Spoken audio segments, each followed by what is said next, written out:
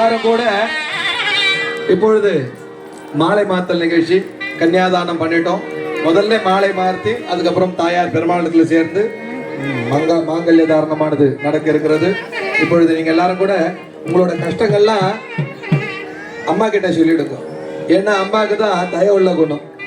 பெருமாள் கிட்ட நம்ம காரியம் ஆகணும்னா யார்கிட்ட சொல்லலாம்? நம்ம வீட்டுல அப்பா கிட்ட வேலை ஆனா அம்மா கிட்ட போனாதான் வேலை ஆகும். பையனுக்கு ஒரு சாக்லேட் வேணா யார்கிட்ட போய் கேட்பா? அம்மா கிட்ட தான் போய் கேட்பான். ஏன்னா அப்பா கிட்ட போனா டென்ஷன்ல வருவாரு, போட வெளியே தூரமா. ஆனா தாய்க்கு தன் பிள்ளை எவ்வளவுதான் கஷ்டப்படுத்தினாலும் அந்த தயோட அப்பா கிட்ட சொல்லி அந்த காரியத்தை நடத்தி கொடுப்பான். அது போல நமக்கு எவ்வளவோ கஷ்டங்கள் இருக்கும், எவ்வளவோ பிரச்சனைகள் இருக்கும். அதெல்லாம் எப்படி கொடுக்குறோம்னா இப்ப பெருமாள் கிட்ட சேர்க்கிறோம்னா அங்க பார்த்தீங்கன்னா தாயார் மேல சாத்தி இருந்த புஷ்பம். நம்மளோட கஷ்டங்கள்லாம் ஒவ்வொரு பூவா தாயார் இருந்து அங்க கட்டி மாலையாக வச்சிருக்காங்க.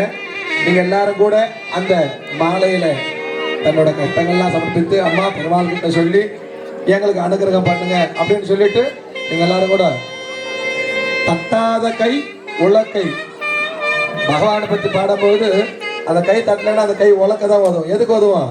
நெல்லு குத்து உதவும், வேற எதுக்கும் உதவாது. அவனை பாடாதவாய் பிளவாய். அவனை பத்தி பாடும்போது கோவிந்தான்னு சொன்னா கோவிந்தான்னு சொல்லலைன்னா அந்த வாய் இருந்த பிரயோஜனம் இல்லை. அந்த வாய் என்னவா? கடைசி போற வாய் தொங்குதா, அதுக்கப்புறம் போடாது.